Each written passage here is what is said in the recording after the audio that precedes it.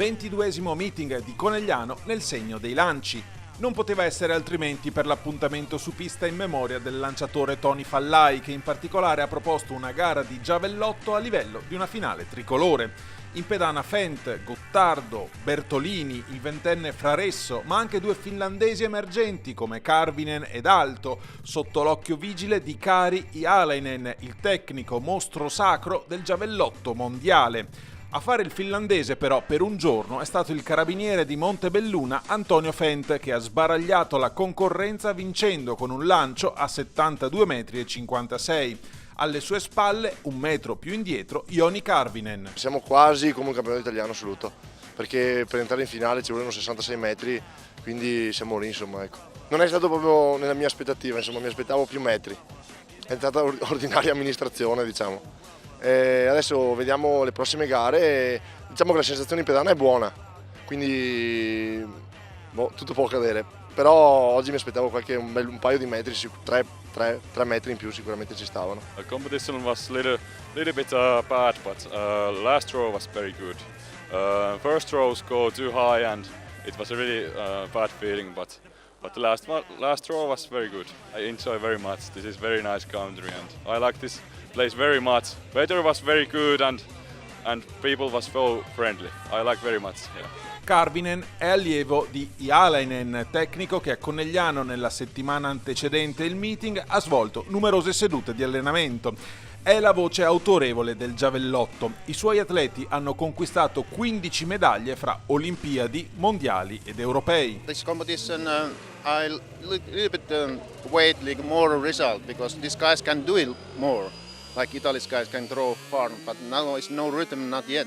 But I hope so next two competition get prove your result over 80. I like these guys and it's very honored to come to in here and teaching 4 days these athletes and maybe it's too hard training before competition because not thrown so far, but maybe next time.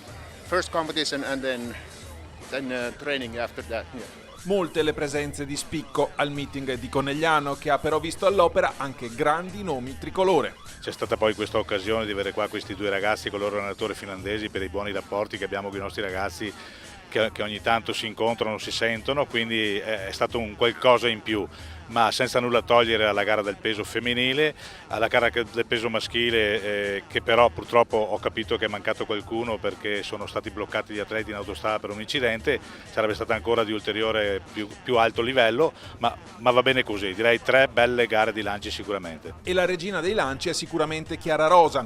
Ha divertito il pubblico ed è tornata a gareggiare in vista di un'estate mondiale. Con 17,49 metri è suo il miglior risultato tecnico ed il trofeo Tony Fallai, quest'anno una bottiglia della Bottega Grappe con un giavellottista scolpito all'interno. Il primo vero sorriso strappato della serata è stata la boccia di vino, ma sono sempre contenta di venire qui, anche perché ho sempre fatto dei bei risultati. Adesso facciamo la prossima settimana per migliorare un altro po' e poi ci vediamo in Coppa Europa. Siamo quasi certi che non ci sia il peso ai Giochi del Mediterraneo, purtroppo, e poi il mondiale, vabbè, passando per i campionati italiani, ma si pensa già al mondiale che è ad agosto. Spero di essere pronta invece per l'11 di agosto. Fra gli uomini è stato Tommaso Parolo di Assindustria Padova a gettare il peso più lontano a 16,68 metri in una gara che sarebbe stata ancora più spettacolare se Dal Soglio ed i Doni non fossero rimasti imbottigliati in autostrada. Sinceramente speravo e pensavo un po' meglio, anche perché durante tutta la settimana lanciavo più distante rispetto a quello che ho fatto oggi. Sono andato un po' in confusione i primi 2-3 lanci, però alla fine mi sono un po' svegliato, ho ritrovato un po' di buone sensazioni. Speriamo per gli italiani di settimana prossima che possano servire. Nel salto in lungo stacco da 7,69 metri per Emanuele Catania delle Fiamme Gialle, mentre fra le donne Laura Strati ha saltato 5,90 metri. Per lei anche un ottimo secondo piazzamento nei 100 piani. Molto bene, direi, sono soddisfatta del risultato, un po' di corsa tra il lungo e i 100, ma ce l'abbiamo fatta. Quest'anno mi sto dedicando a delle specialità che non sono propriamente mie, che ci sono velocità e ostacoli e faccio qualche gara di lungo qua e là, i prossimi appuntamenti saranno a fine giugno. Venendo agli ostacoli, in ambito maschile è stato Andrea Cocchi dell'Aeronautica Militare a chiudere per primo con 14,22, tornando a Conegliano dopo l'apparizione del 2005. È andata abbastanza bene, 14,22, il posto veramente stupendo, bel meeting, quindi potevo fare meglio, è andata così, dai. Fra le donne, Giulia Tessaro taglia per prima il traguardo. Per l'atleta delle Fiamme Oro il cronometro si è fermato a 13,68. Da segnalare alle sue spalle anche il 13,85 di Silvia Zuin, che a Conegliano stacca così il lascia passare per gli europei Under 23 di Tampere. Ho confermato il tempo che ho fatto martedì, quindi per me le conferme valgono sempre.